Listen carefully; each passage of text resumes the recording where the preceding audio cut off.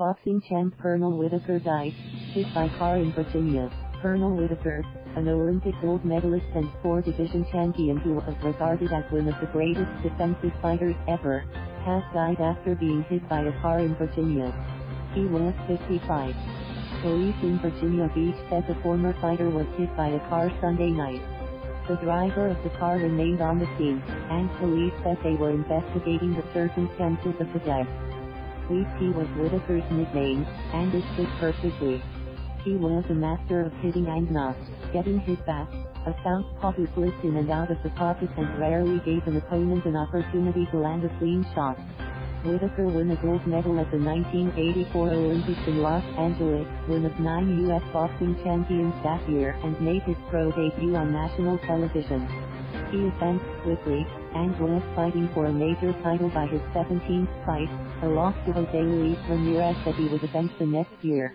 But Whitaker was also known as the victim of one of the worst decisions in boxing, a draw that allowed Julio Cesar Chavez to remain unbeaten in their welterweight showdown before a crowd of more than 60,000 at the Alamodome in San Antonio in 1993.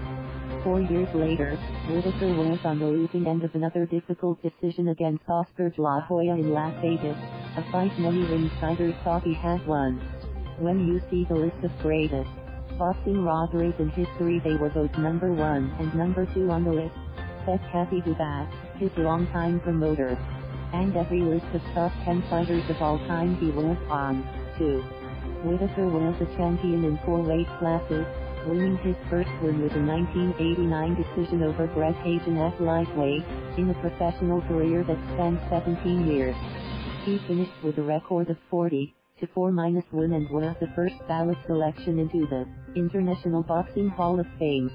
His style was unique and effective, a hit and donkey, -B hit strategy that was later adopted by a rising young fighter named Floyd Mayweather Jr. Whitaker and Mayweather never met in the ring, but Whitaker did win a decision over Mayweather's uncle, Roger, in 1987.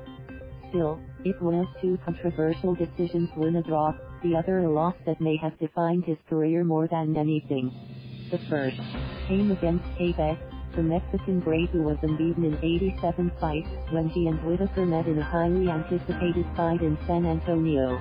Whitaker came out in his trademark style, confusing Chavez and frustrating the Mexican champion. Chavez stalked Whitaker throughout the fight, but Whitaker wasn't there to be found for the most part, and when he traded punches with Chavez he seemed to get the better of the Mexican. Ringside statistics showed Whitaker landing 311 punches to 224 Chavez, while throwing 153 more punches. But when the decision came down, it was a draw that was roundly criticized throughout boxing. He would stand in the pocket and make everybody miss and frustrate the hell out of them, Duva said. He said it was the most beautiful feeling in the world, to hit the other guy and not get hit. Whitaker would go on to lose his next mega fight against De La Hoya, despite bloodying his opponent and seemingly outboxing him over 12 rounds in their welterweight title fight. A pool of ringside writers showed the majority thought Whitaker won, and he thought so, too. Whitaker's last big fight came near the end of his career, when Felix Trinidad scored a unanimous decision in their welterweight title fight at Madison Square Garden. He would fight only once more before retiring, and later worked as a trainer for fighters in the Virginia Beach area. Former heavyweight champion George Foreman wrote on Twitter that Whitaker was one of the greats in the art of boxing.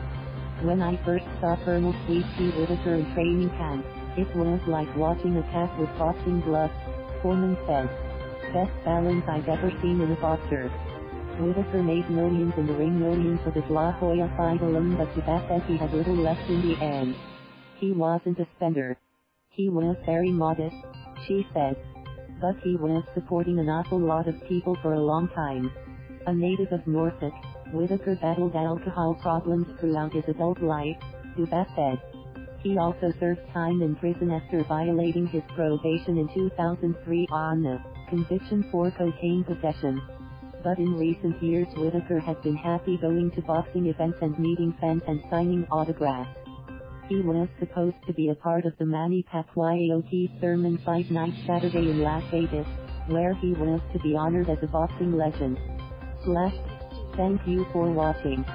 Please subscribe.